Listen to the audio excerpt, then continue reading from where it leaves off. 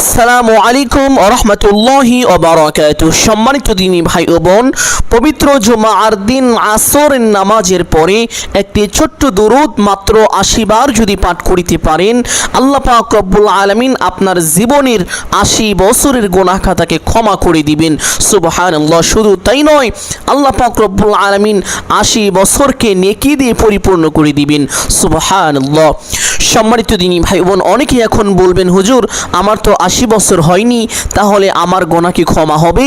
সম্মানিত দিনী ভাই বোন, আপনার যদি ৪০ বছর বয়স হয়ে থাকে তাহলে আপনার জীবনের সমস্ত গুনাহ ক্ষমা হয়ে যাবে।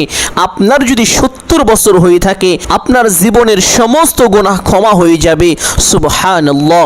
সম্মানিত দিনী ভাই বোন, শুধু তাই নয়, আপনার জীবনের সমস্ত দিনগুলো নেকি দিয়ে পরিপূর্ণ করা হবে। সুবহানাল্লাহ। সম্মানিত দিনী ভাই বোন, এই আমলটি কখন কিভাবে করিবেন প্রত্যেকটি বিষয় আপনাদেরকে সুস্পষ্টভাবে বলে দিব ইনশাআল্লাহ। সকলেই গভীর মনোযোগ দিয়ে শুনুন। এই আমলটি করার জন্য উত্তম রূপে ওযু করুন। ওযু করার পূর্বে ছোট্ট দুইটি বিষয় লক্ষ্য রাখুন। ১ নম্বরে নিয়ত করা। ওযুর নিয়ত না করিলে ওযু পরিপূর্ণ হয় না, ওযু সহি হয় না। এই জন্য অবশ্যই নিয়ত করিবেন। ওযুর নিয়ত কিভাবে করিতে হয় এই বিষয়টি অধিকাংশ মানুষ জানেন না, এই জন্য বলছি। ওযুর নিয়ত এইভাবে করিবেন। আপনি আপনার মনে মনে সংকল্পনা করিবেন, ধারণা করিবেন যে আমি আল্লাহর নামে ওযু করছি, তাহলেই আপনার ওযুর নিয়ত হয়ে যাবে। অতঃপর বিসমিল্লাহির রহমানির রহিম পাঠ করে ওযু শুরু করবেন। ওযু শেষ করে আপনার ডান হাতের শাহাদাত আঙ্গুল আসমানের দিকে দিয়ে একটি ছোট্ট কালিমা পাঠ করিবেন।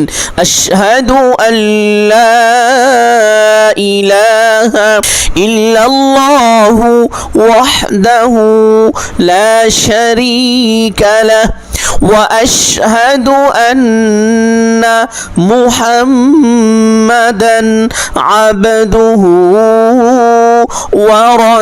ورسوله। কালিমাটি পাঠ করা শেষ করে একটি পবিত্র স্থানে চলে যাবেন। সে সময়টি যেন হয় আসর নামাজের সময়। ওক্তমতো নামাজ পড়তে হবে, তা না হলে কিন্তু আপনার নামাজ হবে না এবং আমল করলে আমল কবুল হবে না। এই জন্য অবশ্যই লক্ষ্য রাখতে হবে আসরের নামাজের সময় হয়েছে কিনা। ঠিক আসরের নামাজের সময় আসরের ৪ রাকাত ফরজ নামাজ পড়বেন ইনশাআল্লাহ। আপনি যে স্থানে এই ৪ রাকাত ফরজ নামাজ পড়বেন সে স্থানেই বসে পড়বেন। বসে আপনি প্রত্যেক দিন যে সকল তাসবিহ তাহলিল পাঠ করেন অবশ্যই তা পাঠ করিবেন। কেননা বান্দা দৈনিক নিয়মিত যে সকল আমল করে সেটা যদি অল্পও হয় তবুও আল্লাহ তাআলার কাছে তা অধিক। সুবহানাল্লাহ। আল্লাহ তাআলা নিয়মিত আমলকে অত্যন্ত ভালোবাসেন, অত্যন্ত পছন্দ করেন। এই জন্য আপনি প্রত্যেক সময় প্রত্যেক আসর নামাজের পরে যে সকল আমল করেন, তাসবিহ তাহলিল যেগুলো পাঠ করেন তা অবশ্যই পাঠ করে নেবেন। কিন্তু অনর্থক কথাবার্তা বলা যাবে না, আর সেই স্থান থেকে ওঠা যাবে না। যে স্থানে নামাজ পড়লেন সেই স্থানে বসে এই আমলটি করতে হবে। সম্মানিত দিনী ভাই বোন, সকল তাসবিহ তাহলিল পড়ার পরে আপনি হাতে গুনে গুনে এইভাবে পাঠ করিবেন। আল্লাহুম্মা সাল্লি আলা মুহাম্মাদিন নাবিয়িল উম্মি ওয়া আলা আলিহি ওয়া সাল্লিম তাসলিমা।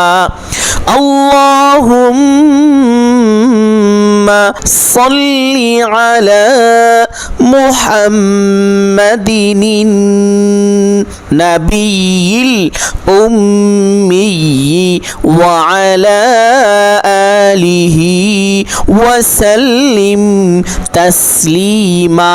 এই দুরূদের নাম হলো দুরূদে উম্মি। সম্মানিত দিনী ভাই বোন, ইন্টারনেটে দুরূদে উম্মি লিখে সার্চ করলে আপনি বাংলা, আরবি, ইংরেজি পেয়ে যাবেন, কোনো সমস্যা নেই। সেখান থেকে দেখে দেখে মুখস্থ করে নেবেন ইনশাআল্লাহ। সম্মানিত দিনী ভাই বোন, এই দুরূদ ৮০ বার পাঠ পাঠ করার পরে যদি কোনো দোয়া করেন কপাল খুলে যাবে, ভাগ্য পরিবর্তন হয়ে যাবে, আপনার সকল দোয়া কবুল হবে। সম্মানিত দিনী ভাই বোন, এই জন্য সকলকে অনুরোধ করে বলবো দরুদের আমলটি করার পরে এইভাবে দোয়া মোনাজাত করিবেন।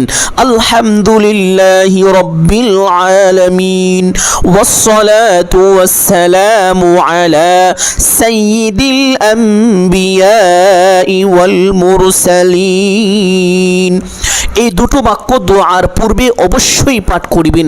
অতঃপর আপনার যাহা কিছু প্রয়োজন সমস্ত কিছু আল্লাহ তাআলার কাছে চাইবেন। চাওয়া শেষ করে একবার বলবেন, হে আল্লাহ, আপনার হাবিবের উসিলা করে আমার দোয়া মুনাজাত কবুল ও মঞ্জুর করে নিন। অতঃপর 3 বার বলবেন আমিন আমিন বিরহমাতিকা ইয়া আরহামার রাহিমিন। এইভাবে দোয়া মুনাজাত শেষ করে একবার পড়বেন সাল্লাল্লাহু আলাইহি ওয়াসাল্লাম। আপনার সমস্ত দোয়া কবুল হবে ইনশাআল্লাহ। যা চাইবেন তাই পাবেন, কপাল খুলে যাবে, ভাগ্য পরিবর্তন হয়ে যাবে।